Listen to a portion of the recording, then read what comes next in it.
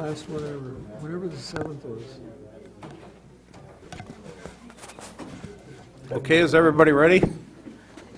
Welcome to the March 11th Cross Lake City Council meeting.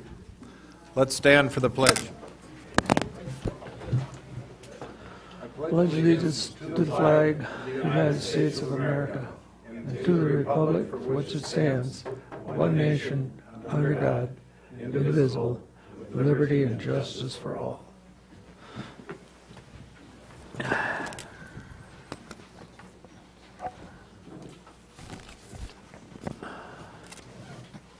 Okay, first is the approval of the additions to the agenda. So moved. Second. All in favor? Aye. Aye.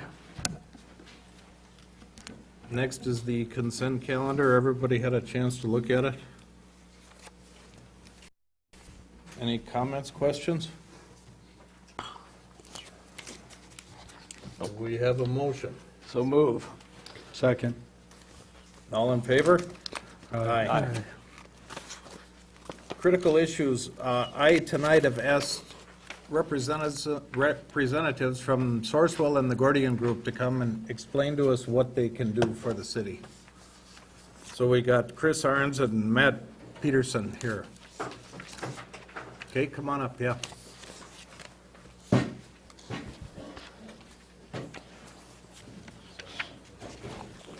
Make sure the mic is on. Hello. Well, thank you for having us. I'm Chris Arns with the Gordian Group, and we are a construction data company at our heart. And we have a contract with Sourcewell, which is formerly the NJPA, which is a cooperative purchasing agency. And through that contract that we help them administer, public entities such as yourself are able to contract directly with an awarded contractor who has already been through a competitive bidding process for any construction project that you might have, is the basis of the program. Okay, and is that the Gordian Group? Is there buying advantages through Sourcewell or the Gordian Group also? Yeah, in theory, the whole I cooperative don't know that purchasing, this council is familiar with, with cooperative purchasing in general? yeah, the whole thing. Okay, so well, Yeah. why don't you go through the origination? Sure. Have you ever heard of NJPA or Sourcewell? Oh, yeah. Cooperative purchasing. So they have a lot of national contracts where they've gone out and done the competitive bid process on behalf of other municipalities or their members, so that you can now procure directly from those awarded vendors, those awarded contracts. And you may be familiar with the commodity side, maybe a John Deere tractor you've purchased, or something from Granger. Where we come in is on the construction end of it, and we do things a little bit differently with Sourcewell through construction, knowing that there is a need to be more locally competitively bid than with your commodity side on a national level. So we actually, with Sourcewell as a government agency, went out and bid this area for construction contracts using our construction cost data that Chris had mentioned earlier.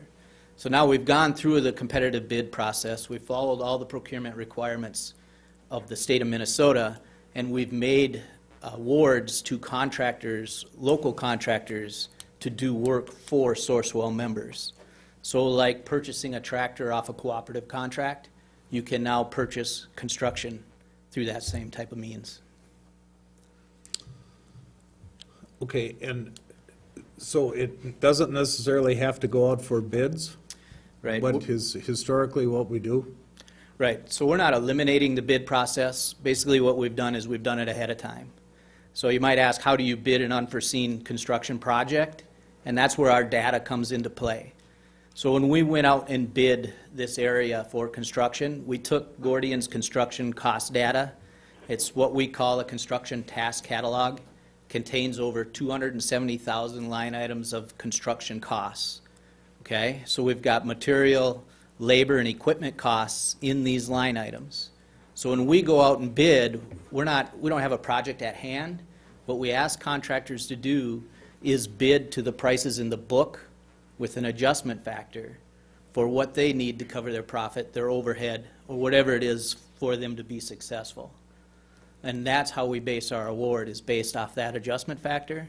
So now when a project comes up, we take the costs that we've already established in our book, and we multiply those costs by the adjustment factor they responded with to come up with a project cost. That's a high-level overview of it. So what would you say the benefit to this city is to run it through that program? Sure, you see a lot of different benefits from it, right? One, you don't have to duplicate that bid process. We've already done that on your behalf. The other is you have an option to work with a known contractor in this area. So you don't risk it to a low bid consequence. You get to work with quality contractors that have already been awarded. Oftentimes with this, we can help establish budgets ahead of time. If you start this process, there's no, you don't have to use it, but we can use it to help you build a budget or maintain a budget. Say as we go through and we build this price proposal, we get to a scope and it's a little bit over budget, we can go back to that review and change things, take things out, add things. So there's a lot of different benefits that can help you be more successful. How do you guys get paid? There is an administrative fee. So that's a kickback for, if the job gets going, there's a built-in something, I Yep. mean, you gotta get paid for what you're doing. Definitely.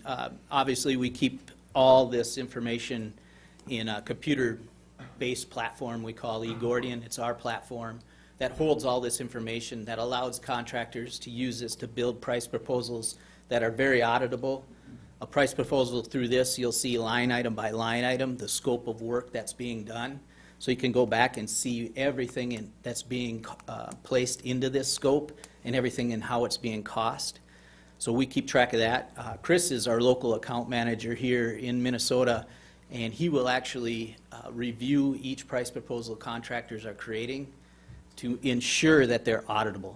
At the end of the day, we want to make sure that the right line items are being pulled, that everything that is said to be done is being included in that price proposal. So that's part of the package with this. The other part comes from Sourcewell and their ability to go out to hold these contracts as a government agency, to procure these contracts as a government agency. The administrative fee to compensate us and Sourcewell is all included in the adjustment factor.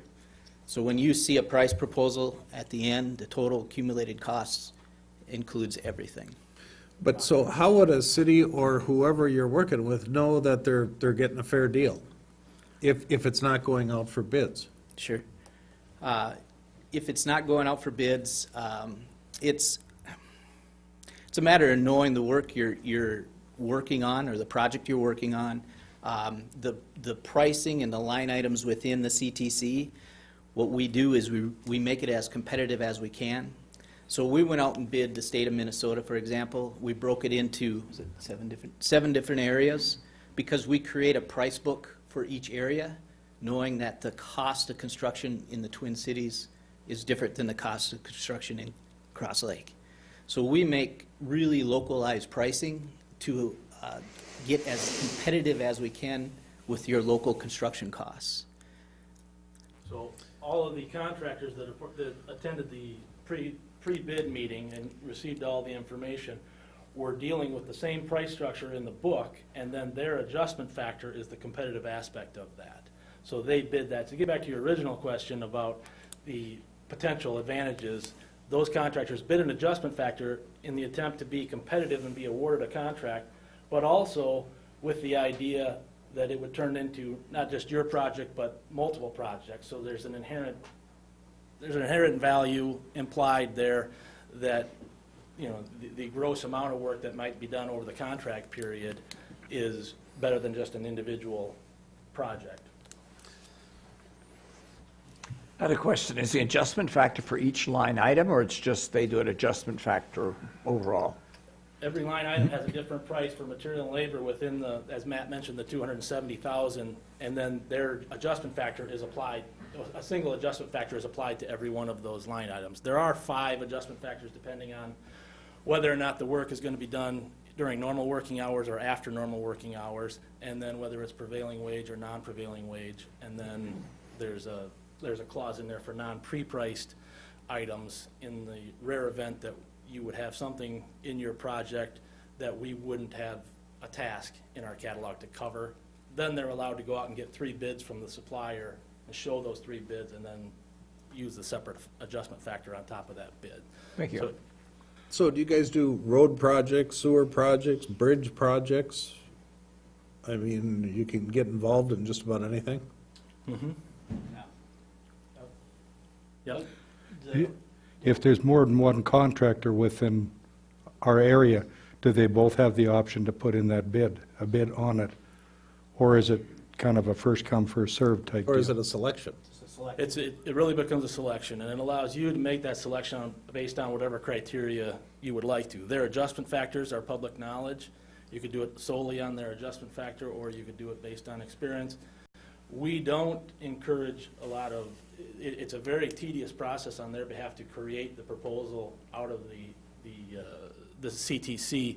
So we don't encourage, as a rule, a lot of asking multiple contractors to give you full-blown bids on the same project, because that's why they got involved in the project originally. But it opens up, it allows you as the public entity to select a contractor as long as they're one of our awarded contractors for whatever criteria you would like to, as opposed to traditionally kind of rolling the dice and being forced to accept whoever happens to come in as the low bidder. Okay. Right.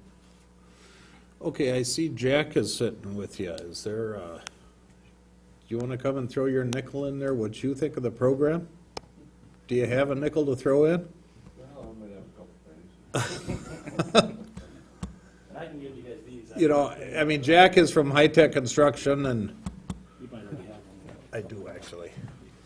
But how is it for your company to work through Sourcewell? And what is the benefit to the city to do that? I mean, Well, this is, I believe this is our 9th year that we've been contracted with NGPA originally, now Sourcewell.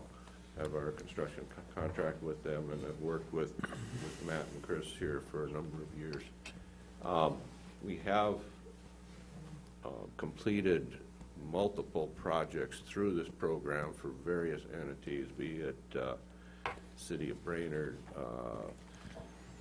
Crosby School District, Brainerd School District, Crow Wing County, TCC out of, the Tri-County Community Action, and any public entities. I think we did one with the college as well in Brainerd there. Yep. So it's, we've got a considerable amount of experience with it. The program, the construction task catalog that they've mentioned to you is very comprehensive, and it has all these line items, and it's, like Chris mentioned, it is a tedious task to pull everything out of there that goes with the project. The larger the project, of course, the more stuff that's in it, but even smaller projects, depending on complexity, can generate a pretty good database of things. And when we finish this thing and we present a work order to you, it could be multiple pages of task line items there, and it's all, what we like is it's all up front. I mean, there's no sugarcoating, there's nothing hid here. We pride ourselves and have built a reputation as being an honest and forthright contractor, and this is just another tool of that usage where you see everything. That's the price for that widget that goes over here. It's right there, and it is. You decide you don't want it, that comes right out of it. I mean, it's just, there's nothing. how hid about there. engineering services with the job? There is, we've done some projects where there is a way in the task catalog where engineering consulting type services can be brought into the same overall program there. If it gets above and beyond what your company is comfortable with, then you job it out or whatever, you work jointly or however you do it. A lot of Exactly. the entities we work with, other cities, school districts, so on and so forth, a lot of times they'll bring in their own architects to develop that scope of work. One of the benefits of this is you can have the contractor brought in that's gonna do the work at the same time that the inception of the project is. So now you've got the architect and the contractor working together to design what you need as a government agency or an entity to build. And we see a lot of advantages with that. It really creates a teamwork. Legally, you may have reasons for hiring the architect engineering on your own and working with the contractor, but if you decide to have it run through the program, as Jack mentioned, there it is, and it's just a reimbursable, it's just essentially a dollar for dollar reimbursable fee. Obviously, we don't have their fees, figured out, pre-priced, and so whatever their fee is, you can run it either through the program as a reimbursable, or you can have it separate. But as Matt mentioned, there's tremendous advantages to having the general contractor who's going to be doing the work involved early on in the design stage. So depending on the project, depending on the complexity of the project, you may or may not require architect and engineering services, but you can come to that agreement or that decision jointly, and you can have the input from the general contractor and potentially even subcontractors from the beginning moving forward, and so that eliminates a lot of. Speaking of subcontractors, what's the flexibility with that? I mean, is there a benefit to that too, especially in a small town like this? Yeah, there's, we repeatedly, we ask our clients, do you have a subcontractor that you have worked with in the past that you really like, you trust, whatever, they do great work, whatever, you got a good history there? By all means, we can ask that person, we can get the pricing from them on it, and their count of all of their individual widgets, so to speak, within the project. And then we take their counts of that stuff, and we pull them out of the task catalog and create your proposal. But that is it has allowed some very successful projects in the past where we could team with, initially, with the architects and engineers, and then with the subcontractors that we know could get this job done. We had a school project for Brainerd District here a couple summers ago there. It was unbelievable what happened there, but we were given the opportunity to present some stuff in January at a board meeting, and just some conceptual stuff, and they liked it, and we went to full design development and about a $2.5 million addition on the school in Brainerd, and by the time the buses rolled the 1st of September, they were in this thing. So, I mean, it went really well because besides teaming with the architects and engineers, we teamed with subcontractors that were familiar with that facility. And we know that we worked well with, the client is comfortable with, and we just created a heck of a team, and we pulled off a. Well, I think your performance on the school in town here was pretty commendable too, I gotta say. Well, that's another, well, we appreciate that, thank you very much. That's another example of bringing the architects and the contractors together. That was exactly what we did there. We worked directly with Well, and I WSN. think, I mean, the reason I asked you guys is for my education, but also for the council's education and the people to kind of get to know the process of it. I mean, I'm a contractor too, and I think if the contractor is involved with the architect, engineer at the onside of it, the contractor often can say, what are you doing that for? We can save a lot of And we money do, by yeah. doing this. That's So, the right from the biggest get-go, advantage you for it can, right there, absolutely.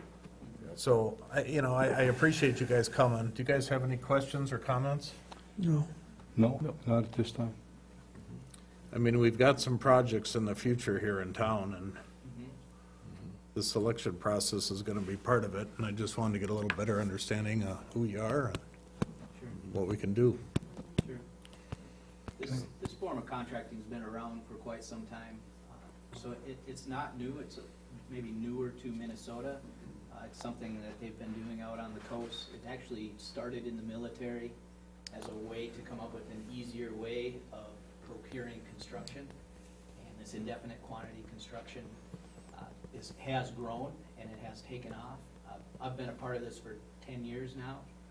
Actually worked for Sourcewell for 6 years and helped build this program across the country. what I've been able to see from it and helping smaller communities gain access to it through a cooperative like Sourcewell has been pretty amazing. We're not here to change traditional bid processes or anything else. We're here as another option for you to procure construction. And what we're finding is more and more people are using this option. So, Well, and I kind of think that the city could stay kind of involved in the process if they're in the selection from the upfront. Instead of hiring, if you got 3 to 5 bidders and you take the low guy and they're, they may close the door when you tell them you want to have a meeting once a week or something. It feels good to me, but, well, I thank you very much for coming. Thank you. thank you. Thank you.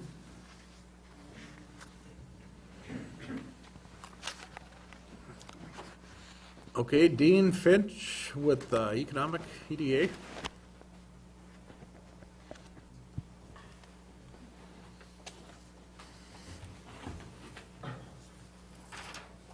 Mr. Mayor, council people, and all the other good friends of Cross Lake. I'm Dean Fitch from the Economic Development Authority. This evening, I'm just going to give you a report or update on what's going on with EDA. And so I have a few overheads here for you to look at with me. Part of what we want to do tonight, and it will be brief, is to look at the past, present, and the future plans for EDA so that we're all headed in the same direction at the same time. Just to give you a little bit of history about the EDA, many of you know this, but EDA was established here in Cross Lake and in March 1994. And you see listed here the names of the people who were engaged at the time, and I know many in this community know many of these folks. And at that point in time, one of the reasons this was done was to raise funds or provide funds for one of the early construction of the Cross Lake Clinic, which was an important early step. And some money was raised by sale of stock of the of Cross Lake Communications, which the city owned at that time. Go further forward in time just a little bit. In 1998, the city was granted authority through the USDA and Cross Lake Communications to provide funds. So there were matching funds, some of which was generated by the city and some from USDA. And some of the companies, fine companies in our community that over the years have participated in these programs, you can see here listed. And then on January 24, 2005, kind of changed the structure a little bit. We have 5 members, 3 members from the community, 2 from the council, and then we have alternate members that are available to be at meetings with us. The next big event that took place was when the city decided to join the Bladick Unified Fund. What we did is transferred those USDA funds to Crow Wing Power and then turned the other monies over to the Bladick Unified Fund. And I do have some update on that for you. We were the first community to adopt this unified fund approach in conjunction with Bladick, which worked very well. And today, they have over $2.9 million in lending capacity. I put these numbers in a few weeks ago, and I got updates just this last week on that, so we're delighted with that. The other thing that's important for you to know is that Cross Lake Sales, one of our local fine companies, is the largest loan that has been made to date by this new unified Bladick fund. Some of the roles that EDA has played over the time is our role has really changed. We went from a stopgap vendor, that is the local banks and others would supply funds to the individual companies, organizations, and if there was some stopgap money needed, that's where we would come into play. So when these funds all moved into the unified fund, we no longer held that role of being a stopgap vendor. And at that point in time, we started being more of a business economic spokesperson for Cross Lake, trying to bring businesses to this area. And as many of you know, the EDA was involved early with the Minnesota design team, and out of that grew a whole group of wonderful work groups, and want to commend the Cross Lakers for doing such a fantastic job. Each of those work groups tackled a different task, and Some are still working, and some are gonna be working for years, I'm sure, so, because of the roles that they're taking on. But now let me move to today. Our focus for today is to start beginning. We've been meeting with local property owners and talking about what shovel-ready space or business opportunities might be available, and then identifying those back through the Bladick system.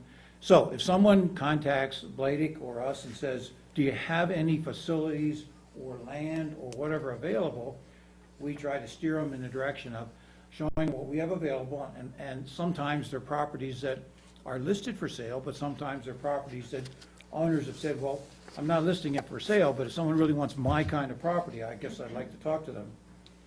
And then we work with identifying and working with new businesses that are either in the area or expanding in the area. Another focus for us these days is a small business initiative. And what we're trying to do is identify businesses in the local area that could use some help, resources to grow their businesses. These may be home-based businesses, these may be new businesses or growing businesses. And so we're seeing ourselves as sort of a conduit to connect them with SCORE or DEED or Bladick or others to get the kind of help they need to grow and be successful. And then we've added another ingredient, which I think I'm quite proud of, is that we're doing a collaboration with Cross Lake Communication, and they're providing conference rooms, workspaces, cubes, tech-ready space that someone can come in and work in their facility when they're either away from home or they just want to get out of the house and come work in another facility. So that's another one that is continuing to grow. You're going to hear more about that through the spring and into the fall of this coming year. Another thing that has been of concern to us is the Cross Lake Comprehensive Plan. You know that we're coming up on a year's term on that, and it does say in the minutes, Mr. Mayor, that we're looking for some steps on this. Really, where we are right now is we're simply reviewing the comprehensive plan strategy and trying to bring back together some of the people that worked on it originally and say, okay, where are we? Are we doing the things we said we want to do? Are there changes needed? So you'll hear a good deal more about that, but it'll be later on in the year, so there's no really activity needed at this point in time from us or for us. And then another thing that's been important to us, and we're finding the more we work on it, the more we realize it, we're working regionally. What we're finding is the issues that businesses want to know about or work on are affecting the whole area here. And here are listed few. There are more, of course, but environment, housing, transportation, infrastructure, and workforce are all issues that are affecting this whole county area. And so this spring, actually at our April EDA meeting, we're going to, and that's on the, I think it's the 5th of April. Oh, yeah.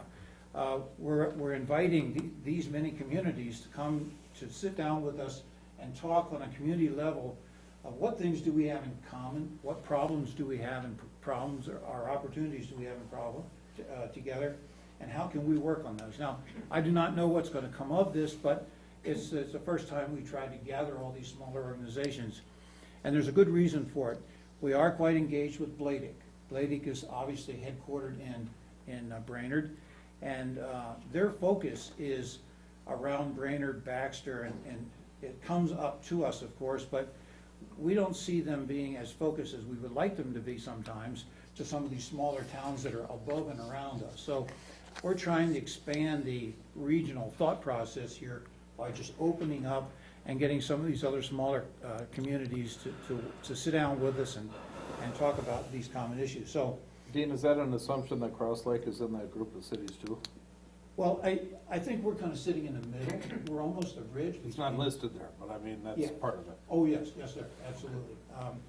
We're gonna have the workshop here, and we're gonna just invite people to come, and it'll be in lieu of our regular EDA meeting, which is the first Wednesday in April. And the first meeting may well be just trying to identify, are there any things that we wanna talk about together? Do we have anything in common? Do we have any concerns that we wanna address? Maybe we do, maybe we don't.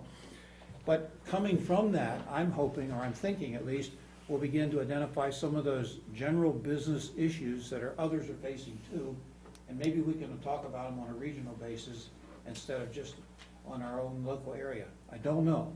I'm not sure what will come of this, but our hope is that there's some other good ideas out there that we haven't thought about, and we don't want to be constricted to our own thinking, so we want to kind of expand our approach, if you will. And then in terms of futures, what's next? We think we need to continue to address the issues that affect the regional communities around us. We also think that we need to start managing the issues ahead. And what I mean by that is, it is difficult from the city's perspective and from EDA's perspective to think longer term than sometimes we do. And so we want to start thinking, what issues are we going to be encountering here in 5, 10, 30, 50 years, maybe well beyond our own 10 years here. And so by managing ahead, we want to start thinking about, are we planning for those things, or are we just reacting to them? And some of this grows out of the wonderful things we learned from the Minnesota design team and what the Cross Lakers have been doing. It's quite evident that we have a lot of people in our community are interested in where we're going and what we want to be when we grow up, as I say. And sometimes we know what they don't want, but we're not sure what they do want. And you've heard me say that before, I know. But part of this is to look out there in time so that over time, over a long period of time, we end up looking like a community that we want to look like. I have my own personal experience with this. I grew up in a resort town in Lewis, Delaware. That's on the Atlantic Ocean. And it had about 2,000 people in the winter and about 15 or 20 in the summer. And they didn't do a very good job of economic planning. And today, there's strip malls all the way down the highway between two connecting communities. And they bring busloads of people in from New York across the New Jersey Ferry into this area, and hundreds of thousands of people a day. It is not the same community anymore. And when I first got involved with economic development and the Cross Lakers, I said, that's not what we want to be when we grow up. We don't want to have this happen, so we need to look out in time. We need to think 5, 10, 30 years. And very, very importantly, we have to stay true to our mission. And our mission is written here again for all of you. That's to develop and promote the economic growth and welfare of Cross Lake while protecting the environment. That while protecting the environment is all critical, because the water, the lakes, the community is what makes this an attractive place. That's why I came here, and that's why many of you have come here. And so we can have economic development, but it has to fit within the guidelines of being growth that fits and protects the environment and is good growth, positive growth. And so that's really all I have to say today. I do have a calendar of events. These are the main topics that we're looking at through the year. We had February, we canceled our meeting because we were so wimpy because of the weather. Can you believe it? Anyway, we had the Bladick annual report in March. Bill Brecken was here in January. The regional workshop is the one that's in April. And then May, we're going to work on the small business initiative and begin talking about the comp plan review. June, we're going to talk about workforce housing and our 2020 plan. July, we have no meeting, and then finalize our 2020 plan budget in Green Step City in August. September, we're back looking at the small business initiative process again. A regional workshop follow-up in October, and new priorities for 2020 in November. And then in December, we're going to go back and do an evaluation of this small business initiative to see if it's panning out to be what we hoped it would be. It's either working or it's not working, and if it's not, then we would have to make changes, or we would proceed ahead. So let me stop at that and see if there are any questions you may have for me at this point. You just threw an awful lot of stuff at us. I promised to be brief and short, so I kind of zoomed through that, I realize, but anything? It's clear you're working hard. Well, we keep lashing ourselves to the wheels so that we don't get lost, so we're going to stay to our focus and to our attention and to the issues that we have at hand. So I thank you for your time tonight. Thank you, Thank Dean. you. Okay, Bob Perkins, are you ready to come up with the water quality? Sure. Come on down. I have to follow Dean with that? Yeah. You'll He do makes- all right. He makes it pretty tough on a guy. So at your request, we formed a committee and took a look at some priorities. And I just wanted to kind of highlight who was on this committee, because I really think it's a good cross-functional group. There's a lot of leadership. There's past and present city council members, former mayors. I guess there's no past mayors, right? Is that right? Something like that. Just former. But anyhow, that was a joke. That was just my attempt at a joke, so I'll keep that down to a minimum. So we have Public Works, Planning and Zoning. We've got folks from the county. We've got a lot of industry knowledge in the room. And we've got a lot of water quality organizations that are with us. The objectives that you put forth to us, timeline was 6 months. Bringing a meeting. We meet twice a month now, first and third Friday. But what we looked at basically is this do-nothing approach, status quo, everything's good the way it is. You had 2 studies, a big pipe expansion, Moonlight Bay, and then there was another study that was future planning, the Bolton Mink feasibility, long-term, short-term.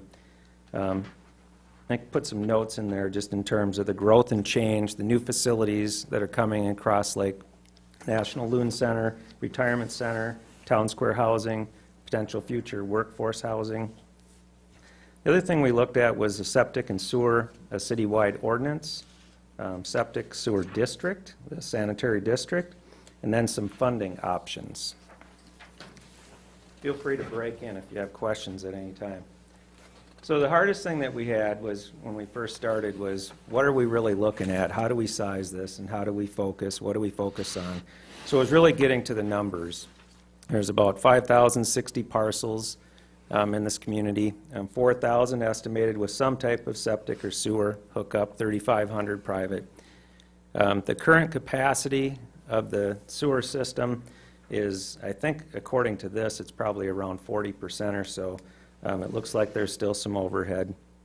In 1999, I believe it was, or 2000, there was a study done where 3 to 5% of the septic systems were failing. 25% were found in a failed state. And since then, a number of folks that are tracking this, John and his team and other folks, they're finding about 3 to 5% fail per year. But I got to stop you there. How Okay. do they know that that's the only amount failing when, how do they go in and do an inspection on it? On anybody's septic, if they're not pulling a permit or selling the property, you know what I'm, you know? So I think that's what asking you're you. getting at. That's how we know. So the Okay, but data so all today the could ones- use some improvements. Yeah, so there's a lot of them that we don't know. Correct. If there is nothing done to the property, no change of ownership or no permits pulled, the only way you'd know is if somebody stumbled onto it, essentially. Or if they find water in their yard and decide to call someone for help. And it might not be clean water. I mean, 3 to 5% doesn't seem like it's very bad, but we're not sure No, on that number. But I think one of the things that you're pointing out is that it's difficult for us to get to the numbers and understand the data. And so part of our recommendation, or where we're going with this, is really keeping the data current, keeping it available so that the city or anyone can look that data up. With our overview right now, the risk of the number of properties with no records, or we could say at risk of failing, is 175 to 250 properties. We're sampling some small areas just to size the scope. And here's an example of that. We took a look at Manhattan Point West here. You can't see it very well, I guess, from the looks of it here anyhow, but the darker colors there are mostly red. So if you look at in section 1 and 6, there were green represents ones that certificate was on file, yellow was compliant, and red 202, there was really no data available, easily available, so you couldn't query a database or you couldn't easily get at it. So Amy Wanabo and John worked together pulling files and looking through property by property And that's the yellow part here, is that most of the red went away. So these properties really aren't, failing or at risk, but there wasn't data easily accessible. You couldn't tell at a glance the risk of that property. So I think what this really does is illustrate the need to update records and keep it current. And John told me that they have a pretty good system now to update if something happened today, but it's really getting that historical information plugged in. So we might be looking for some type of support to get that to happen. So one of the things we did as a group is we started ranking by priority, what are we really looking for here? And I think the first thing we want to know is, really what is at risk? How many known failing systems do we have? And those that are at risk. And one of the things you guys have is Moonlight. You have a study of that. That would be a good example of one that's at risk. They have some solutions in place today, but we don't believe that it's a long-term. They need to do something in the timing there. So data collection is really an important part of this phase. We're also looking at an ordinance. We feel that there needs to be something that has a little teeth, something that identifies really what our objectives are, what we're looking for, and how do we keep accountability to homeowners and property owners. And we're also looking at a source of funding. And then we did remove the sanitary district option from our list, and we also removed the status quo from our list, which basically meant we do feel that there's some action needed. And the sanitary district was really the complexity of it, and we felt like an ordinance would be a good interim plan, and that you could go into a sanitary district years down the road. And we also worked with a few folks to gain feedback on that as well. As far as next steps, and this is, our group is still just halfway through. But one of the things that we're asking, and I'm not sure if this is appropriate to ask the city council or if this is a public work request, we'd really like to put in meters in at least 3 businesses towards Moonlight to kind of gauge the problem, to understand from a daily perspective what it is. The cost estimates from those meters, it's going to be under $1,000, but we're just saying budget $1,000 because we haven't got a firm estimate. But the meters are somewhere around $350 each, and then installation. So for myself, it might take me many hours, but for a skilled plumber, it might only take a couple or one. So the meter itself is $350. I believe that's right. I think Ted's, we should get Ted's, Ted up to- Ted's voice is struggling, but I think 350 is an average range for that. A little Yep, thumbs more? up. We're up. Or 350 is good? Higher or good? Higher. Okay, Good. so 350 it is. And didn't we talk about supplying the meter and having the property install it? I mean, should we take care of this right now? I would like to see that, and if we got, Do you guys understand that request? City supply 3 meters? for And the owners meters to hook up, calculate the amount of fluid that's transferring through. And that's just to build there's really an information. unknown there today, so you're Yeah. trying to solve a problem that you have no good data on. So you need to know flows, and Right. regardless of what direction it goes, and you Yep. need to do it. I'll make a Correct. motion to approve that. I'll second it. Okay, any discussion on that? All in favor? Aye. You got 3 meters? I think 1,000 isn't quite, Which 3 businesses? Well, Moonlight and the car wash, I believe, and the gas station It's Moonlight Bay, and Moonlight Square, and the car wash. and the car wash. And that's 1,000 per meter budgeted, but we believe it's going to be well under that. okay, so we're talking 3,000, not The city, 1,000. no, we're talking 1,000 probably for the Well, 3 of the them. meters themselves would 350 times 3, Yeah, and then the installation portion, and I don't know. but we're not if- going to provide the So installation. you just said meters only, and only. installation is by the owners. Business, Yeah. Okay, and they may or may not go along with that part. Yeah. So, With tax, Well, we're in the talking probably spirit of getting 1,100 per along. meter, or for the 3. correct. Okay. Materials, probably that 1,100, but if installation goes in on that at all, you need to get to the data. And Yeah, if you have willing participants, great. I think Ted's got something he wants to add to you. My checked with the salesman when I was at class last week, excuse my voice, and he said they were gonna be right around 350, he was getting me a quote. and availability of them and the way he was supposed to be here today with meters in hand. One way or another, I could have had the meters, so. And are those meters that you have to read daily, or are they automatic? No, our current system that we have, we use a radio read system to read our meters once a month. Our system we have, and it's something that we do not use at this time, has the ability to do data logging. So every day's flows are recorded and stored in that head. So whenever you want to retrieve that information, you just take our radio reader, drive by, and it'll retrieve that information. You don't have to get in the building? Nope, Fabulous. that's what they told me, so. Okay. Now, what timeframe of the year are you looking to install this? Because if you install it when it's Immediately. 40 below zero, it's going to be real low. No, we'd like to do it immediately to capture the summer. Really, you're looking for the peak Okay, use. so this goes on for more than just a short time. There's an We'd like effort to get it to capture St. Yep. Patrick's Day. Yeah, there's an effort to try to get one in place before St. Patty's Day, but realistically, what you're looking for is that peak use. And I'd have to throw it out to some design engineers, which I am not, but, you know, you can't just plan for the average, because you have to plan for what comes at an instant moment in time.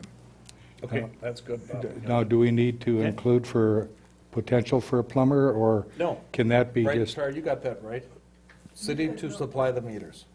And the, but- I think but we'll there's a- come back but if there's a- there's Mayor, some there's a objections. potential for that we end up paying for the plumber, and if we don't account for that, We'll call then we're Vito back for here that then, one. aren't we? Huh?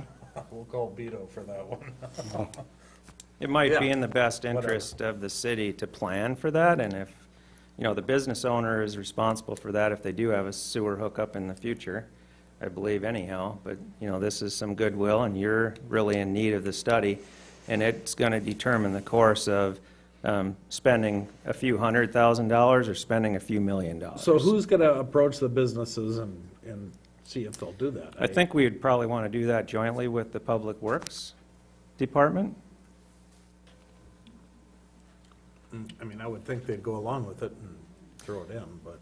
I think you have some willing participation there, but just in case, like I said, I think it's to the benefit of the city to prepare otherwise. Yeah. I asked the manager at Moonlight Square this morning the size of his connections and if he'd be willing to participate in this. I didn't get a yes or no, but I think he's willing to do it, so. And is it the same guy for the car wash too? Are they Yes. both? Yes. Yeah, So okay, I did well, just mention to him, yeah, if not, then I guess we'll have to, so however that goes, Char, you know, however you wanna, right? Well, we need to include for potential for a plumber. So we're talking, Make another motion for that if you want to. okay, that was my question. That answers my why question. don't the council do 1,000 for the meters and just say another $1,000 and we don't exceed the $2,000 budget? Well, we've already done the one vote for the 1,000. I'll make a motion, we allow for another 1,000 for overcost on the meters, for plumbing, and other incidental expenses that could happen. I'll second it. Okay, all in favor? Aye. Thank you for that. Just as a wrap-up here then, so we're also looking at alternatives to the big pipes, enhancements in design, things like private cluster-type systems and things like that, and actually walking out or going through the properties, looking at the risk areas and using the plans that were provided to us to kind of, I guess, just substantiate what's been put down, to see if East Shore is the best place to go, or should Daggett, or so we're trying to hit areas that we feel would be at risk as well. I think the last thing here is, you know, the best practices that we talked about, ordinances. We're looking for other communities that have history with this, trying to see what they've done, so that we're not learning lessons that they've learned. And then, you know, I think I already touched on collecting data on key parcels in the community. So I can put it up here, but the last one is, do you have any questions? And I think you've already asked several, so. Anybody you. else have a question? Appreciate what you're doing, Bob. Appreciate your time. Thank Doing you. great. Thank you.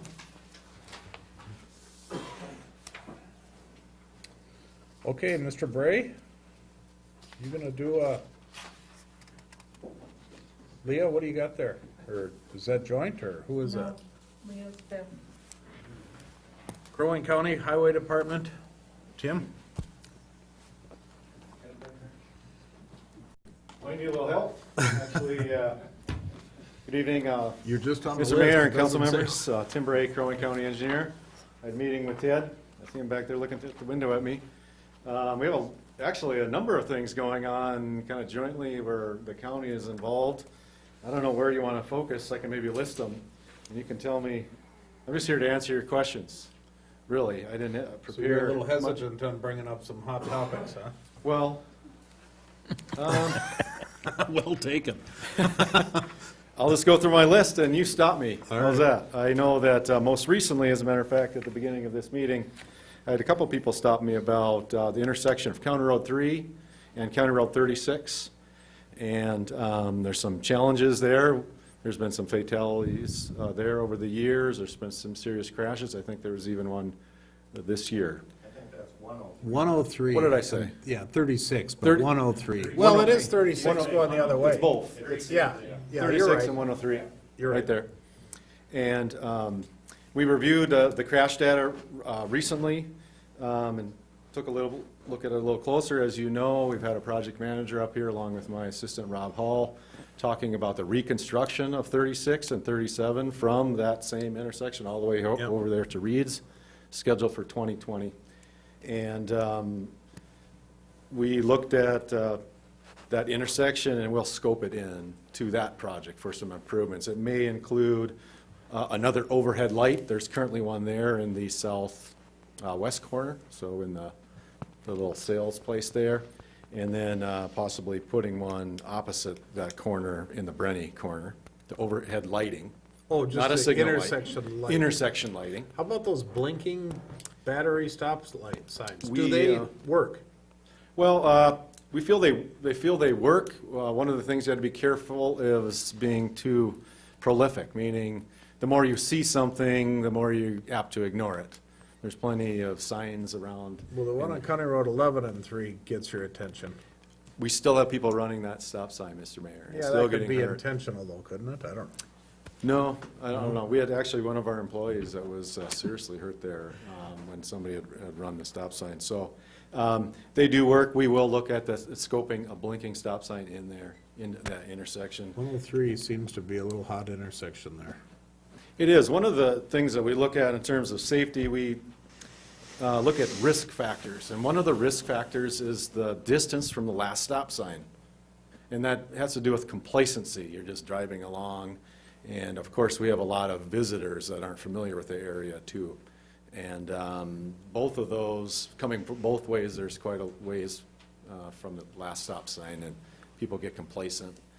We've over the years looked at some sight lines that were challenging there and did some clearing, yet, and there's still some things happening there. So we're willing to scope, or we will scope it into the 2020 project, along with the reconstruction there.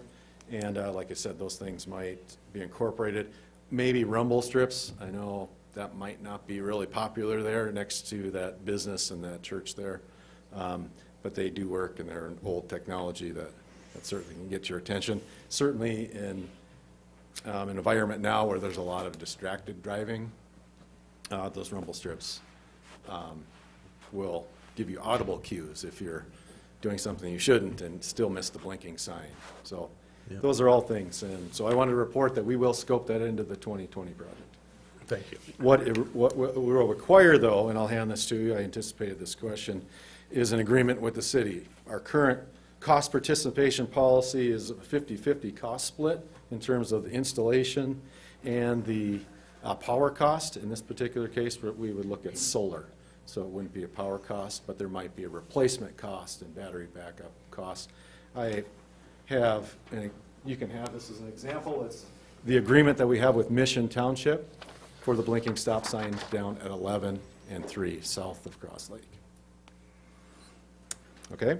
Is that true with crosswalks and anything that you do, the same thing? Crosswalks are another one. Painting of crosswalks? Yeah. No, those are our Separate. cost.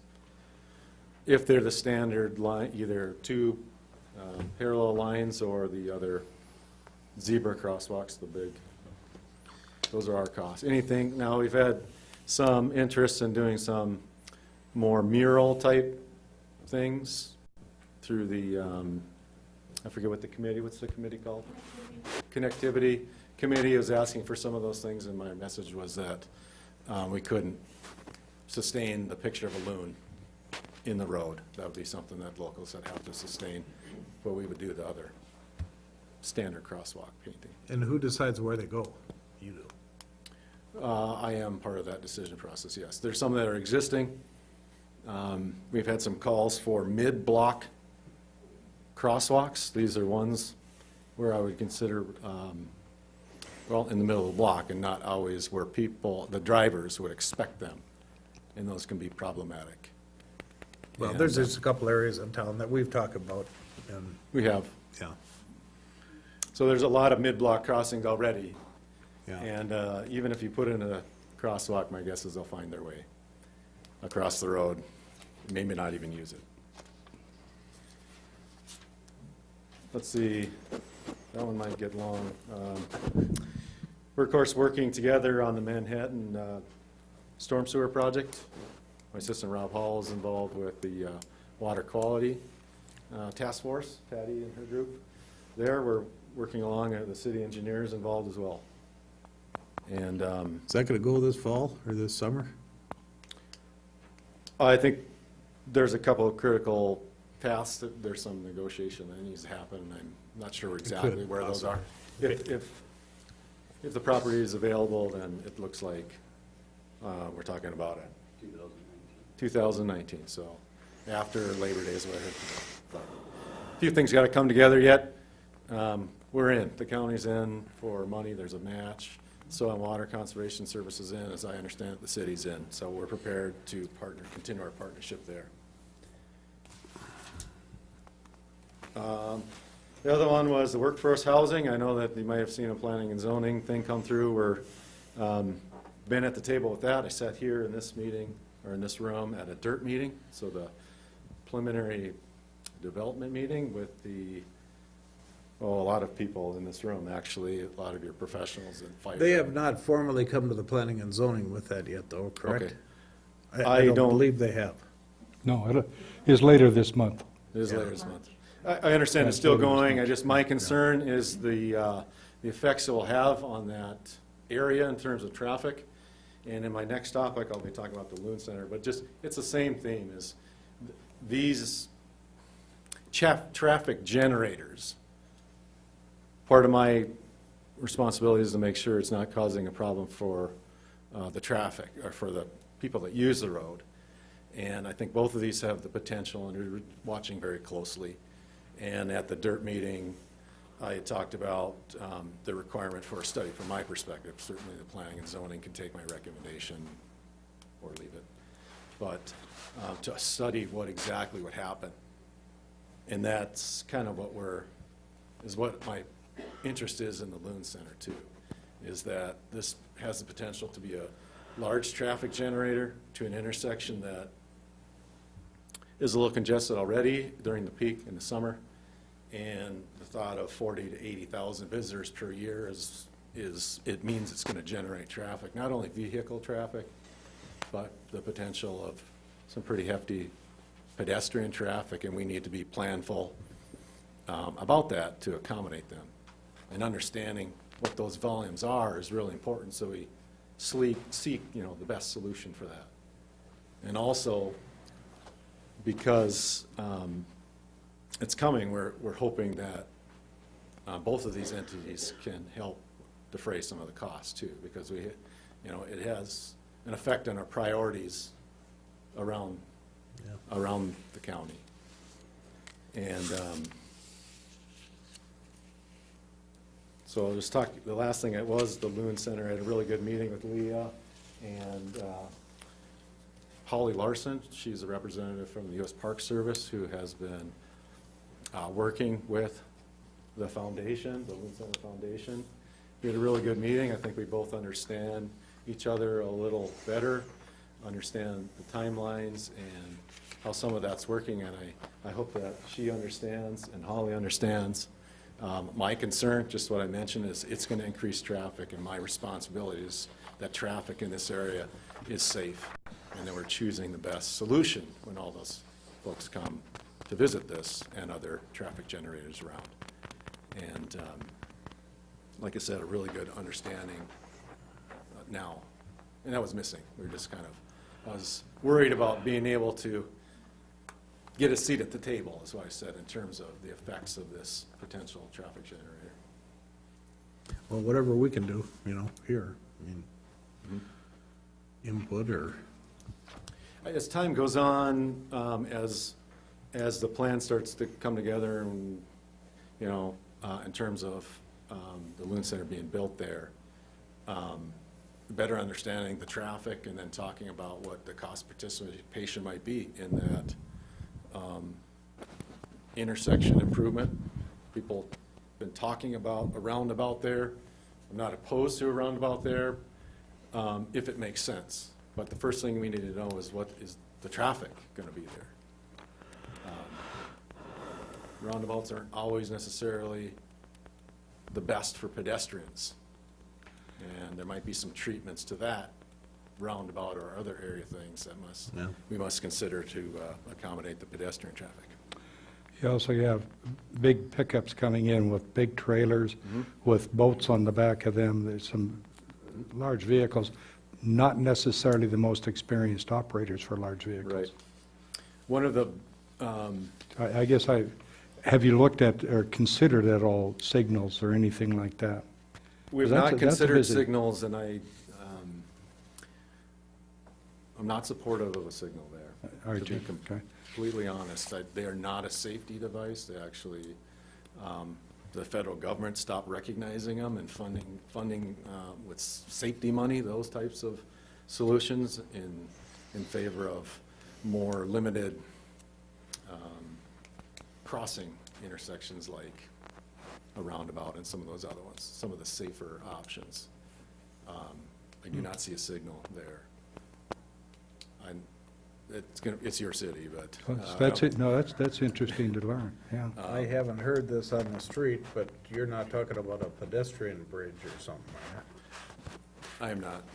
We will not fund a pedestrian bridge. Okay. I don't think that would fit there with the All right, well, keep us topography. posted. Okay. Anything I didn't cover? Ted? The thumbs up, thumbs down? No, You want he's to good. back me up any? Okay. Thank you for your time. Thanks, Thank Tim. you. Thank you.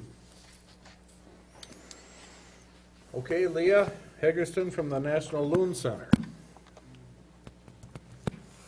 See what Leah's got up her sleeve here. The same thing as last time.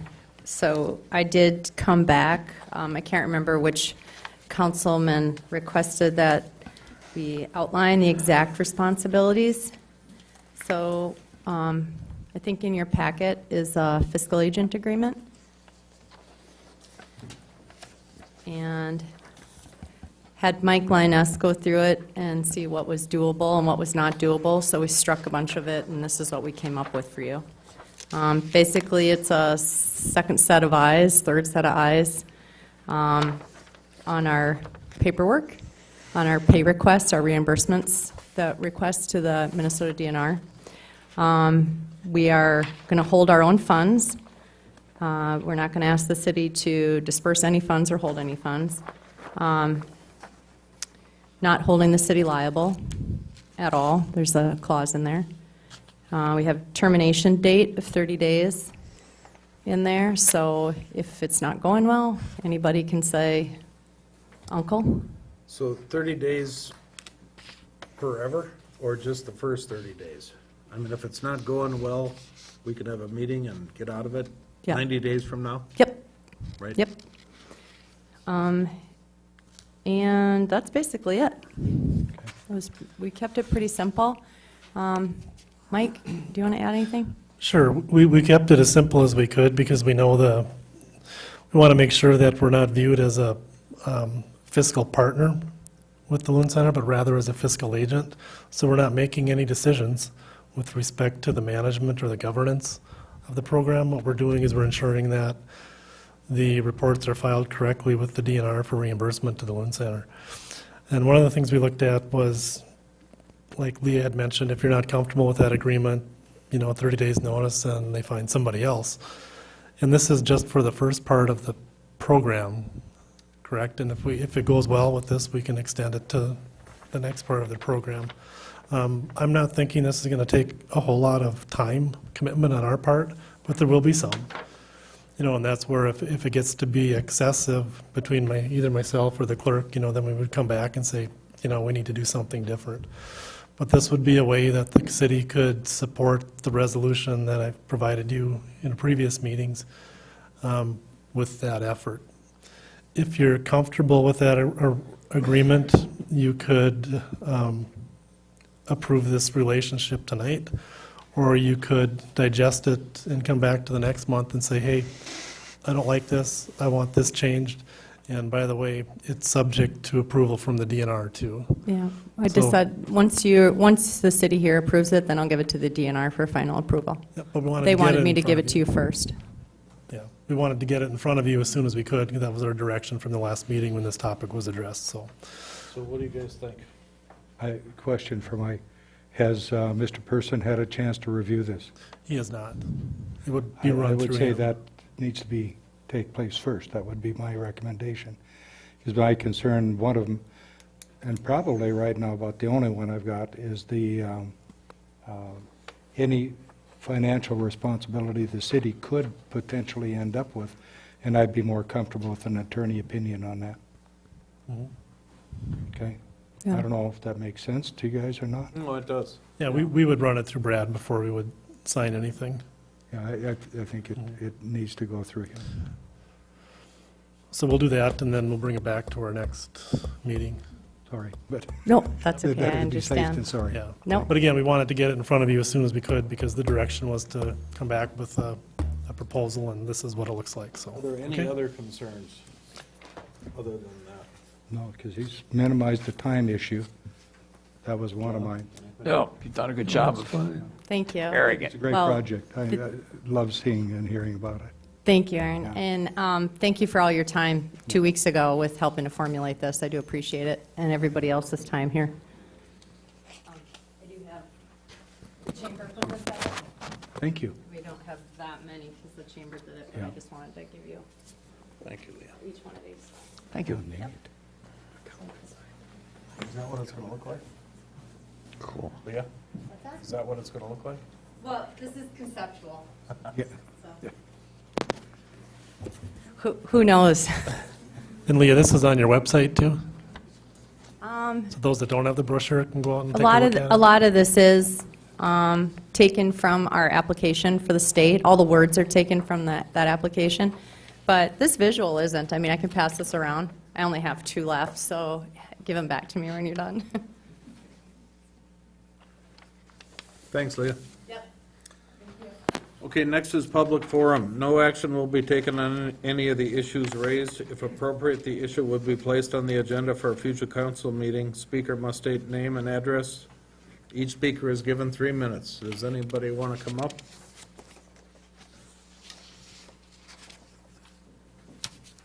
No one? This is the first. All right, doesn't look like anybody's moving. The mayor's report. Potential timeline for approving local sales tax. Should we have a discussion on the local sales tax? Daryl, can I invite you to come up? Thank you.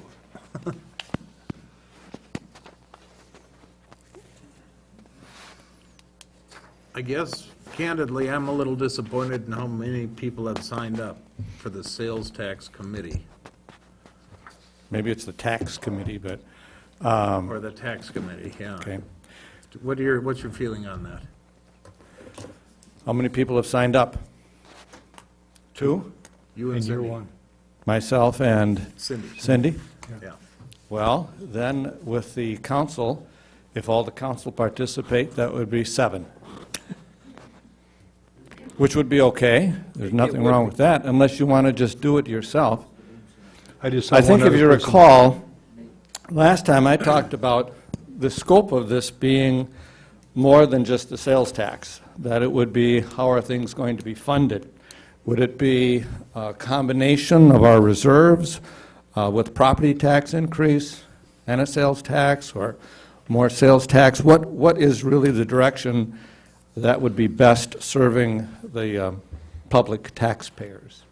So I always have seen it as just more than just what is the sales tax going to do, because I think it's been pointed out that the staff certainly can tell you what all the mechanics are, but you need that input to decide which one of these, as I call them, pots of gold, should be accessed.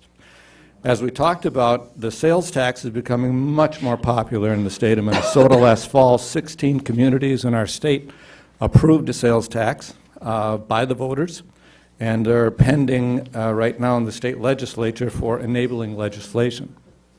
So you had set a timeline. We have to, I guess, Mike, have it at a general election. So the soonest that would be for the voters would be 2020. So there is time, certainly, to investigate all aspects of this. And as I said, you may want to just do it as a council yourself. And I would strongly recommend that you do that. I guess when we did it back in the year 2001, 2002, whatever that was, we pretty much did it on our own, with help from legal. We did it as a council. Now, back then, we needed voter approval, but you also needed the legislature to approve it. So we went down to the legislature first before we were going to ask the voters to approve it. In 2011, the legislature changed that and said, now you have to have the voters' approval before you come to the legislature. And don't forget, I think it was Mike that pointed out last time, there's also a bill pending right now in the legislature that says if your voters approve of a sales tax, the state will automatically approve it. So, and that might pass this year too. And it would be good to know what's going to happen there. That would be quite helpful, obviously, as part of this investigation. I think regardless, though, we've got to educate the people in town and see if we could get them on board with it or not. And I would like to see more of the community involved in this thing. So, part of this thing is to approve the tax committee, and I just don't think we're ready for it. Okay? I think we've got a year and a half before we have any kind of deadline. Mm-hmm. And I think we should go out and try to get some more people and some more momentum going on it and get some more involvement in it. I think we're going to need it. Yeah. I think that if you can have some working groups so that cities such as Walker or Brainerd or Baxter, there can be some meeting with them and how did they do it and what did they do. I know one of the articles that I had given you, Mr. Mayor, was Elk River, and it passed overwhelmingly in Elk River because the general public often sees these small sales tax, half a penny tax, as a way not to have their property taxes go up. And in areas such as ours and Walker and Brainerd, there's a lot of tourists that come through our communities. And we're able then, and they use our infrastructure. And it's a way to have them contribute to paying rather than just the people that live here, the 2,000 or 3,000 of us. In the summertime, we go up to, 15,000? But there's a lot more people than that pass through here. So it could be, I think Mike estimated maybe on the low side 250, maybe on the high side 300, something like that. 250,000, that may not sound like a lot, but it's each and every year, and it's probably growing. And that can certainly help pay back bonding for these infrastructure projects.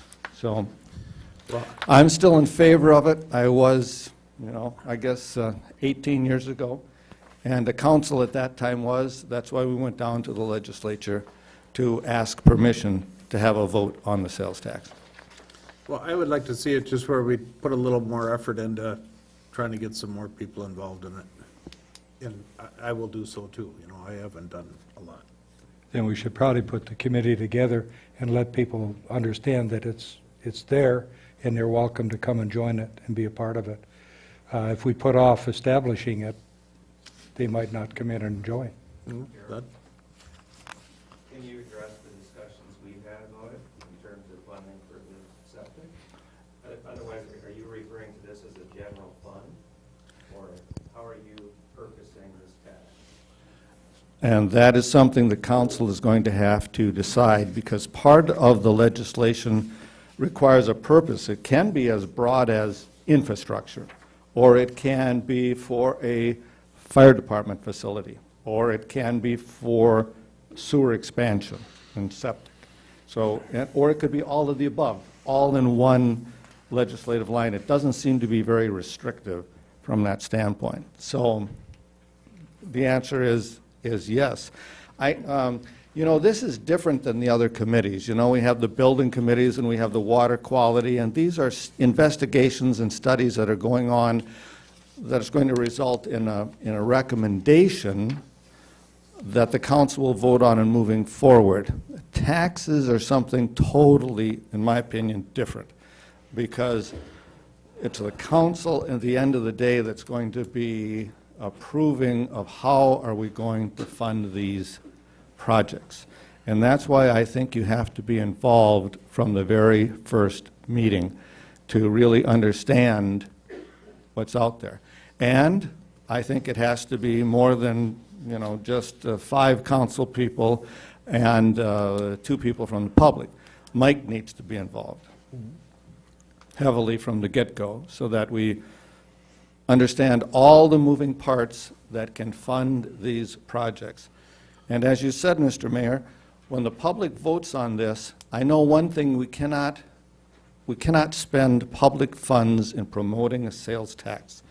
It has to be done through a series of meetings. You can have public hearings, but you can't take an advertisement out in the paper and say, this is the greatest thing in the world. You know, that you have to have the public hearings and public meetings. So I think by starting now, it's a good idea. So do you think we should form the committee and I do.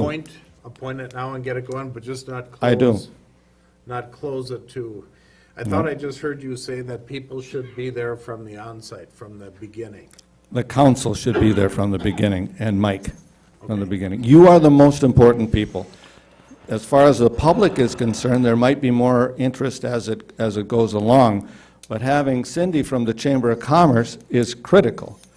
One of the things that we did those many years ago is we had meetings with the business community so that they understood what this was about and why it was important. It doesn't mean that they wanted to necessarily support it, but on the other hand, there wasn't that much opposition where the city council didn't feel that they couldn't go and approve it and go forward and ask the state legislature. So that's kind of where we I are. think we'll go ahead tonight and approve the tax committee.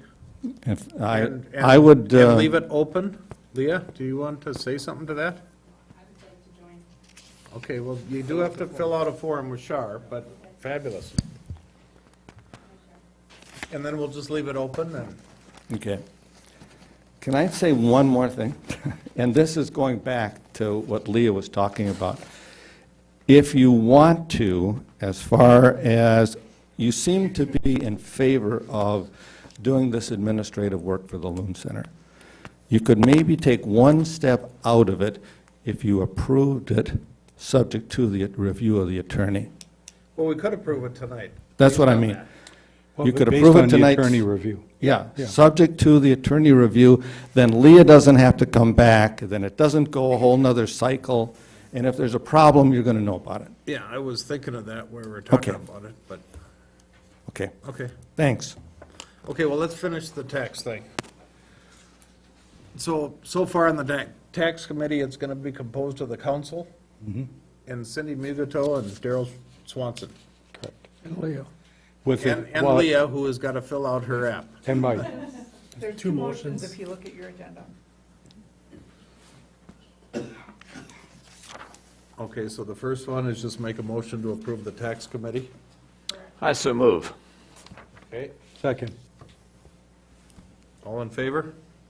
Aye. Aye.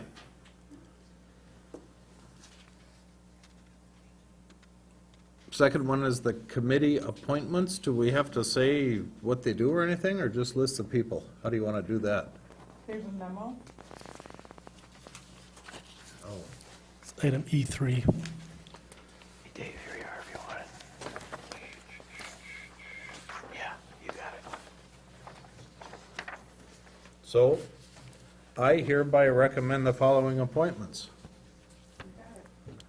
City Tax Committee, Daryl Swanson and Cindy Mugato, with Leah Hagerston also, but she has to fill out the paperwork. Okay. And city administrator. Yeah, and, Yeah, and Mike. the council and. I the think we're administrator. assuming that, Mike, Mike. but it should be said. Yeah, and Mike. I so move. Second. Okay, any discussion on it? All in favor? Aye. Aye. Aye. Okay.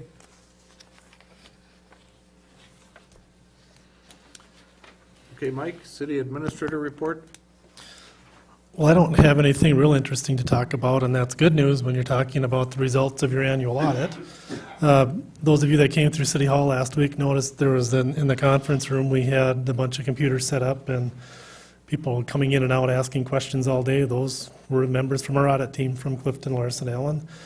They've completed their field work last week. We're wrapping up a few things, and they've requested, or I've requested, that they be ready to present the results at our April meeting at 6 p.m. to have a special council meeting to discuss the results of the audit, 6 p.m. on April 8th.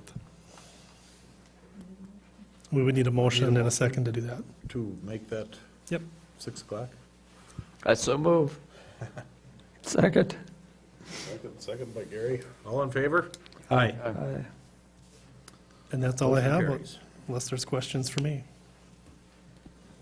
No, I'm good. Commission reports, public safety. Chip? Fire service? Yeah.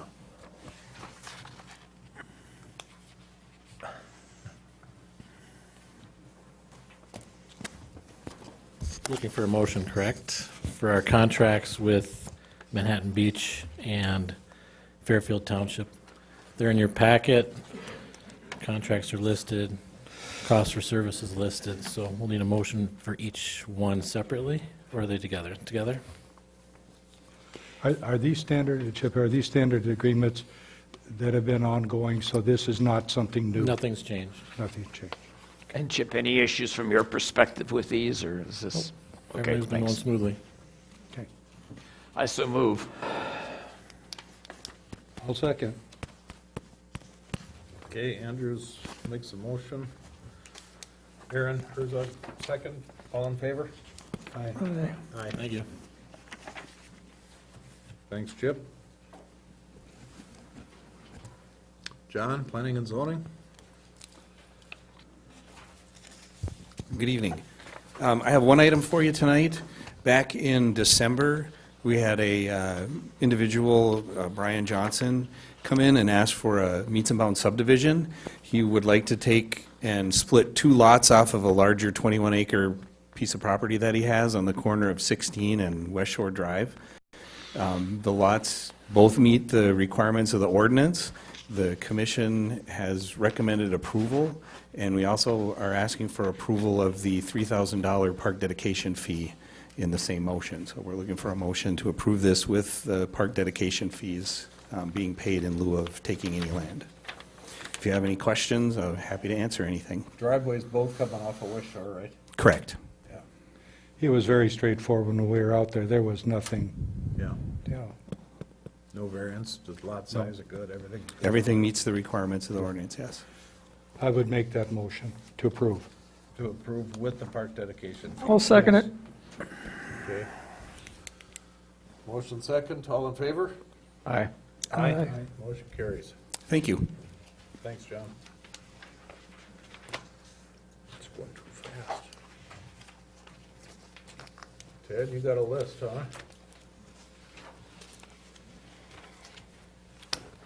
Because of my voice, I'm going to ask the engineers to help me. If Dave, you can come forward, please. I just don't have it today.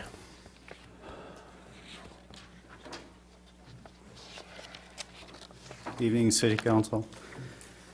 The first item on the agenda for Public Works is a proposal for a feasibility study for Perkins Road. This project was discussed at the last Public Works meeting, and the next steps that are needed for the advancement of the project is a feasibility study to update the construction costs and other costs associated with the improvements.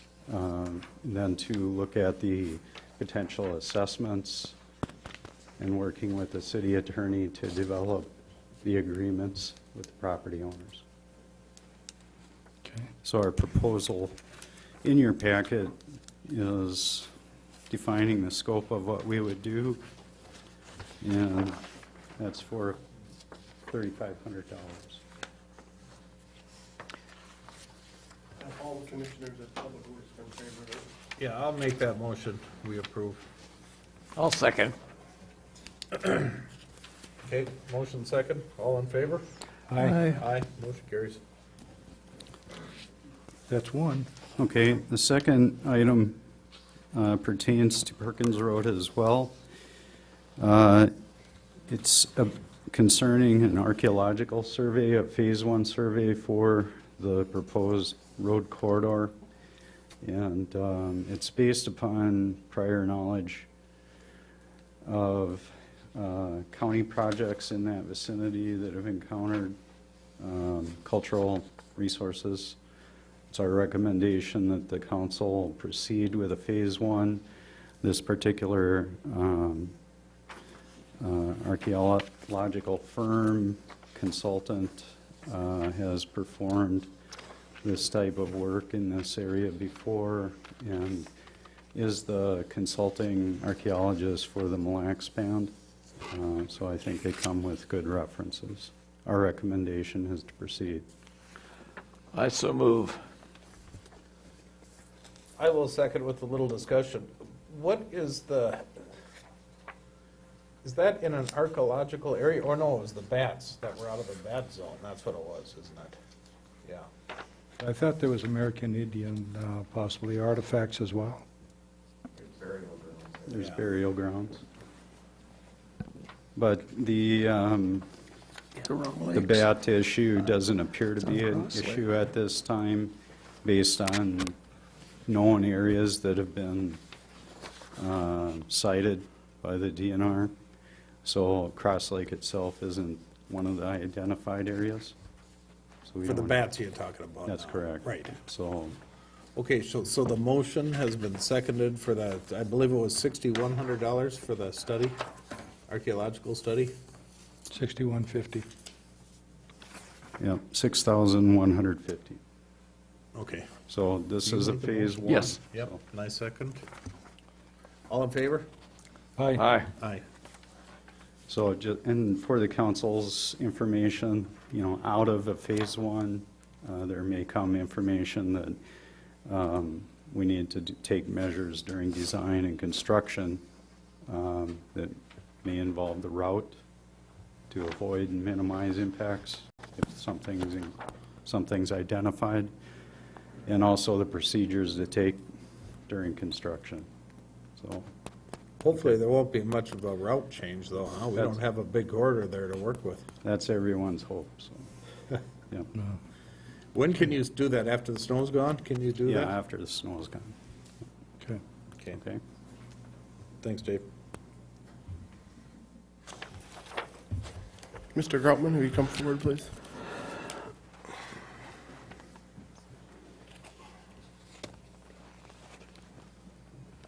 Good evening, Mayor and Council. I'm John Groutman with Bolton and Mank, and I believe the next item on the agenda is the proposed change order for Eagle Construction. Quick background on that. The change order involves essentially two work changes. One is adding new VFDs on the rotors for the oxidation ditches Those were in working condition when the project started. No need to replace somewhere within the last year, probably 6 months even, maybe after lightning strike. Those have started to fail. There are a few components you can replace on those. Unfortunately, they're no longer available, so essentially they are becoming obsolete by the manufacturer. And I guess the problem Ted has is when they kick out due to any type of power glitch or being turned on and off, the settings all are erased and you have to go manually reset every one and before they'll turn back on. Rather, your TV maintains all its settings, but when these flip off, you have to go in and reset every single setting, which is a fairly time-extensive process, especially if it happens at night, and they're one of the most critical components in the plant to keep running. So those are a new component that has failed recently. That's part of the change order. The other part of the change order is I'm going to hand out a quick letter here.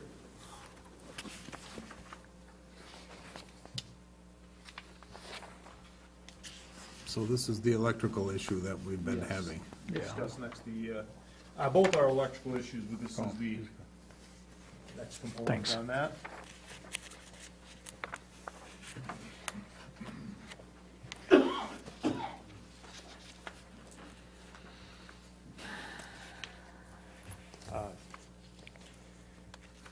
So long and short, with the transfer switch, originally that was designed to also pick up the maintenance building. That has been reviewed, that has been pulled offline. We are resolving that separately at no cost to the city to utilize the previous generator and dedicate that to the maintenance building. That work will be completed some point this spring, working with the contractor, but that would be no cost again to the council. The wastewater plant generator transfer switch has had an issue when it transfers, that a couple of the breakers pop, which unfortunately then requires city staff to go back out and reset those. So it's somewhat self-defeating to have the automatic transfer switch. Done extensive review with that. Ted can vouch for that. We've had our engineer, Sheldon Sorensen, who has approximately 35 years of experience. We have had the integrator in control out there. We brought in with a specialty service, Eaton, has a very special meter. Long and the short, and it's probably hard for the audience to read, but Sheldon's response, I did insert that. That is the highlighted in blue. I'm looking at that. I'm going to jump actually to the chart.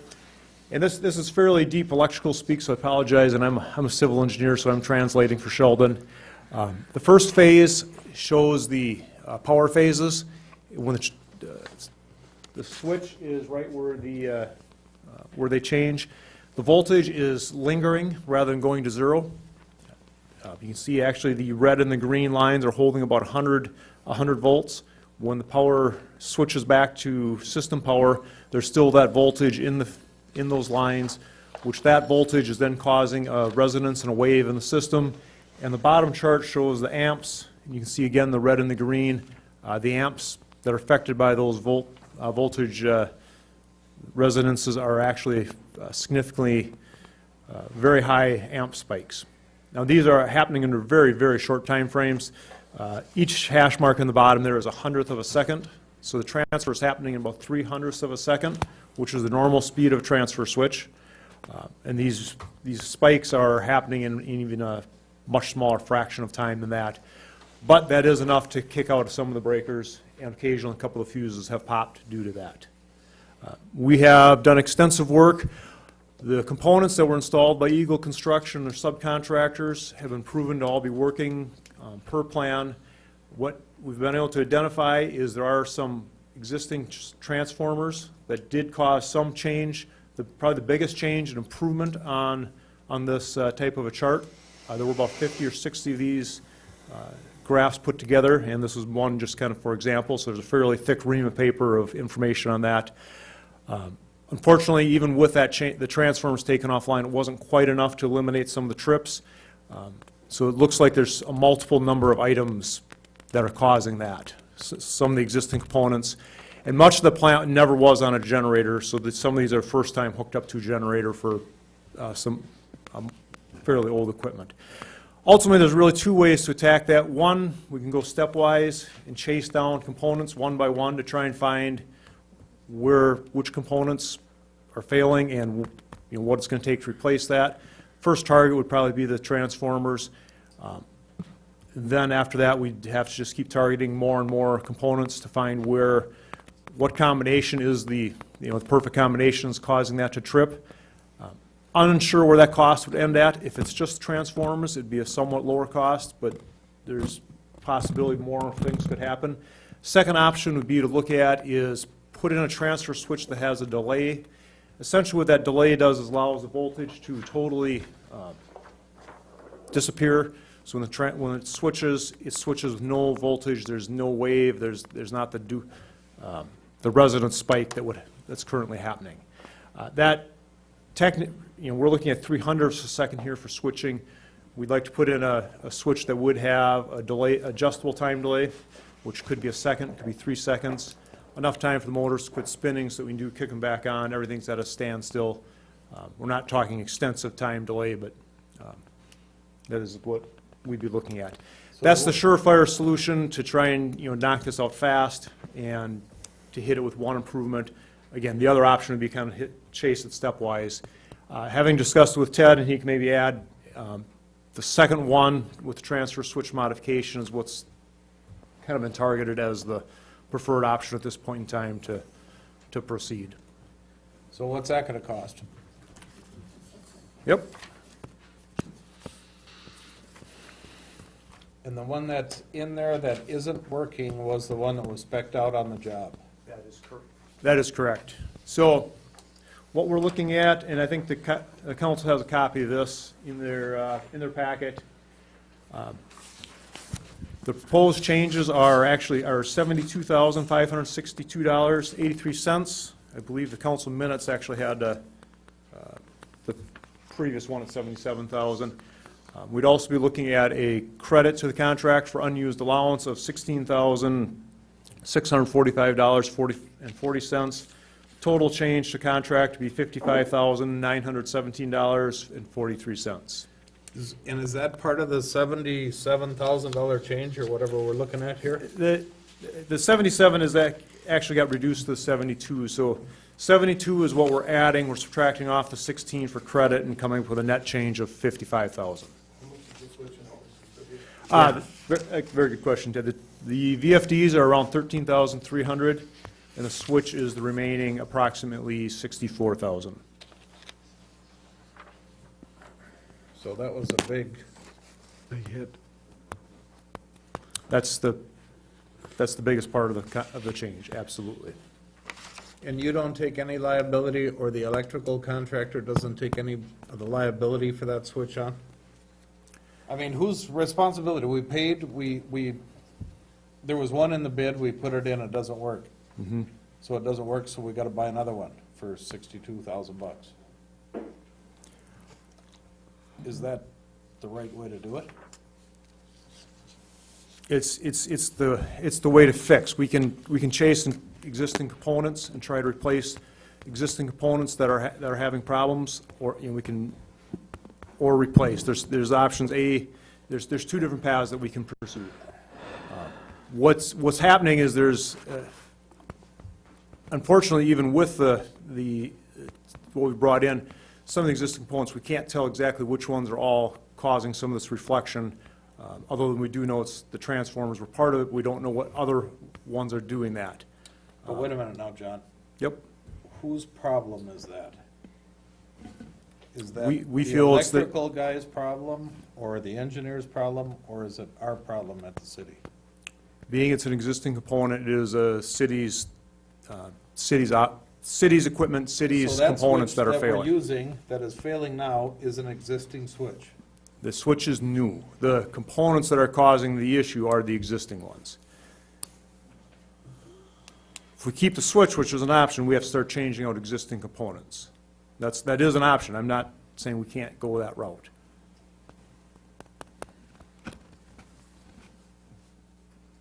What is the commission said, Ted? The commission was in favor of it with receiving this letter from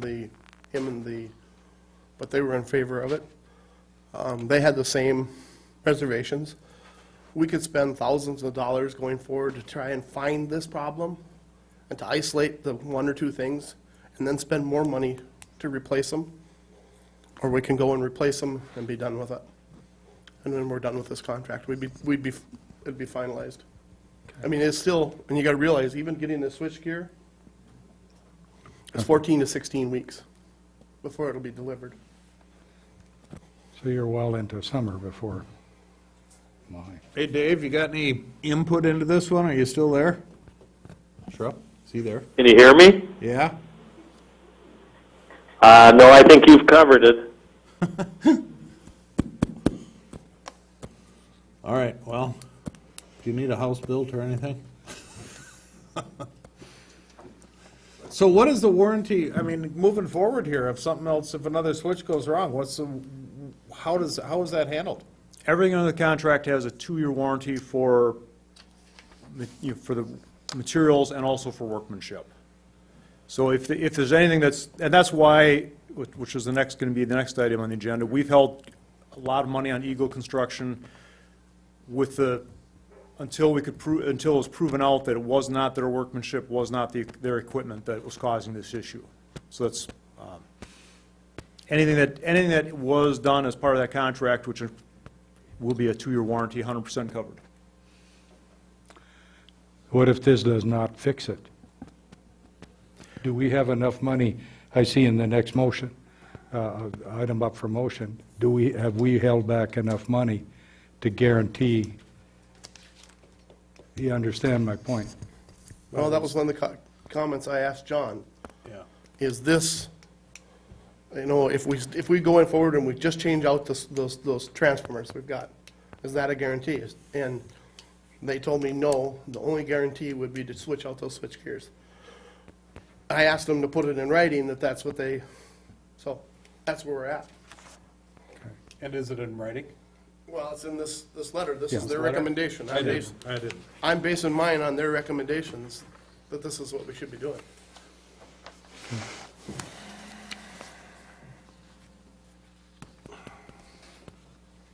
All right, well, I don't know. AC to AC, Yes.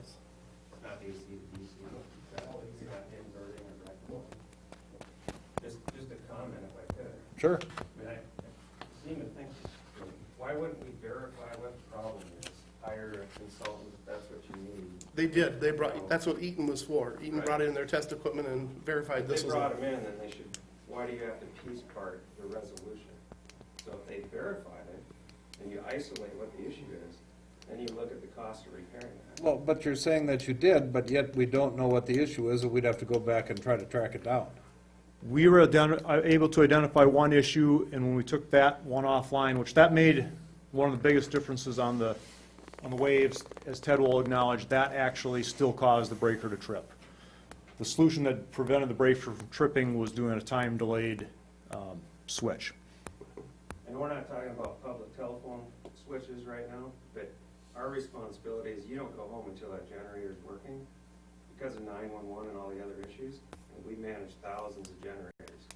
I think you should at least take a look at it from a consultant's perspective and understand they came in and gave you meter readings, but diagnose what the issue is.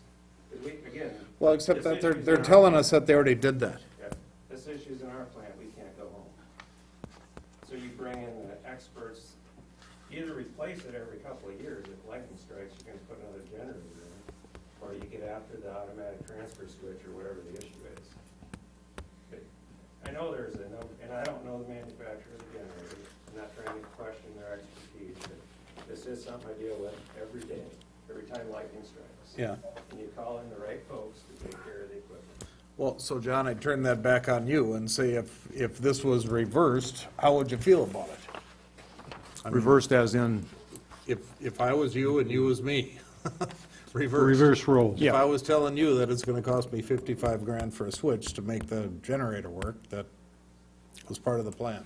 Admittedly, I would not be very excited about it. I would be asking many of the I same questions appreciate you your are, and at honesty. the end of the day, it's going to be the existing it's still the existing components that are there. I'm not an electrical engineer. If you want to engage Okay, the but electrical so engineers to you're review, saying I'm, that the existing components that when you started the job that were there are the ones that were at fault, but yet Eagle Construction supplied some more components, and it possibly could be one of those that's a faulty component. Is that not true? we've done, all the research we have done and all the, which was pretty extensive, does not show any indication of that. That's why we're holding money on Eagle, though, because if it was one of theirs, it's their obligation to replace that. Well, don't you Absolutely. That's, think- we have not been quick to let Eagle off the hook on this. This has been, we approached this with the mindset, this is Eagle's problem, this is Eagle's problem, and forced Eagle in control, Holden Electric, all their subs to come It just seems to plant me that we numerous should times. figure out what it is before we start releasing funds and paying for it when we're at this point. I mean. Yep. That's how it appears I'm not, to I me. wouldn't be opposed to that necessarily either. We've come to a point in the discussions with Ted that the thought was, we've hit kind of that point, but we can, we can chase further if that is the council's desire. Well, I don't, how do you I'm guys? not opposed to that idea. How big of a bill do we run up doing that? Is it cheaper to do this or the other? Yeah, when we have unknowns like that, it's kind of more difficult to decide. Up to this point, we have, the contractors provided their time at no charge. We've twisted their arm. They've been resisting, but we've twisted their arm to make them come at no charge. The special equipment with Eaton, that was agreed to be a, contractor would absorb that charge. If it's there, if it was found to be new items, the city would pay if it wasn't. So going forward, I guess I would recommend, if we want to do that, a similar agreement. The contractor would be paid if it's not their components. If it is their components, it's warranty, and the city wouldn't be liable for that. So we could end up with a larger bill than what we've got sitting here today. It's a possibility. I think that was, it's, That- that's a my possibility. It's, question. I can't say that for sure. It may be a case where we're able to find just a couple fairly minor items that are lower cost to replace, but it could cost more professional, your testing and more electrical experts Is there a possibility, than. if we were to put the delayed switch in there, and you turn the thing on, that there is a component on either side of that switch that could make the same thing happen? Is there a possibility of that? I'm not an electrical engineer, but I guess there could be a possibility. I can't, So then we got, 55 grand into it, we still don't know where we're at. It just seems like we should figure out what it is, but. I think what we need is maybe to delay this action. You go back to the Sheldon. Yep. Sheldon Sorensen is the electrical engineer that did all this testing, and have him do what they did, what components they did look at. If they were gonna go down and look at, excuse me, the next step or the next thing in the plant, could you give us a cost estimate of what that would take? And then bring it back to the council. for Well, further consideration. I think we gotta know something. Yep, I'm fine with We're that. just gonna keep throwing muffler belts on the thing or something and see what happens, And let him give us a letter that says, this is all the things we've tested. So you have the complete report from him and from him, and we'll go from there. Okay. Yeah. Can we do that, John? Does that make sense to absolutely. you guys? Yep.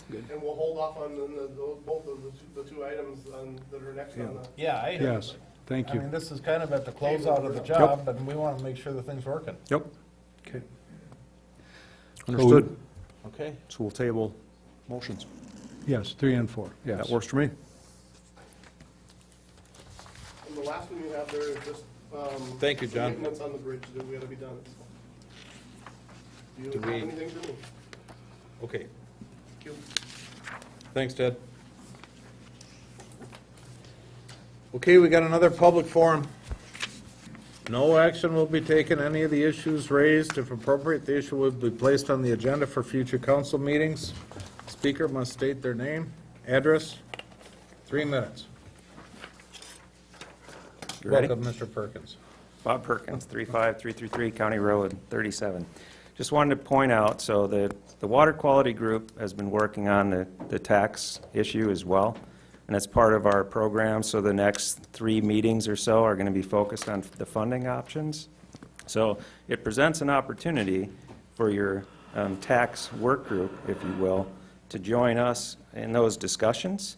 I don't know if that's appropriate or not. I know you set up a separate committee, but it is also an action that we're already taking, so I think you can leverage some of that. Is there any recruiting possibilities there in that water quality group? Well, we're doing it now, so we're volunteering, but our meetings are the first and the third Friday of every month.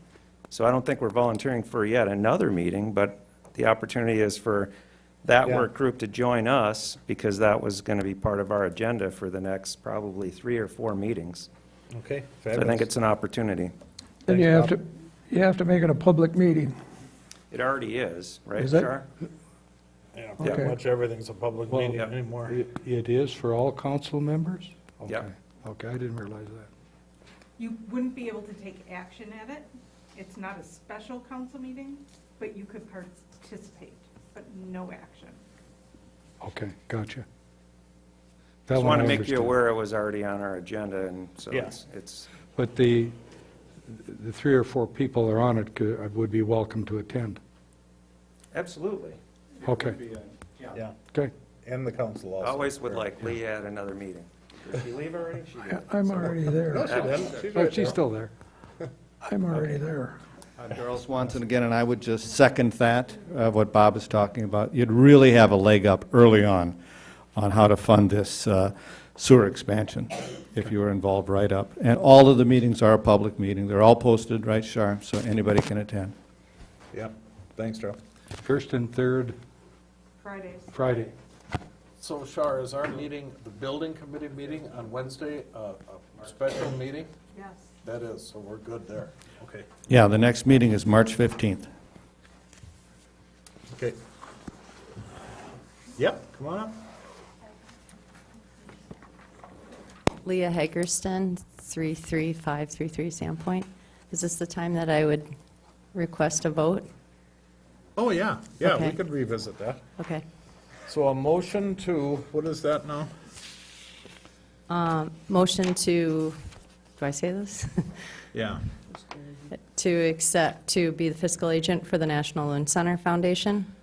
Contingent or Conti- based on the city attorney's review? Yeah, positive review from Brad Persons. Okay, I make that motion. Do I have a second? I'll second that. Second by Hecox. Any discussion?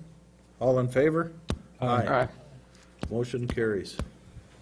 Thank you very You much. realize we all went by it, we got in too deep. Thank you very much. I appreciate it. Thank you, Leah. I'll call you. Okay, where am I? Is that it? City attorney report, he's not here. Any other public forum? Any other comments? City attorney report, old business? Any old? Any new? I make a motion, we adjourn. I second it. All in favor? Aye. Aye.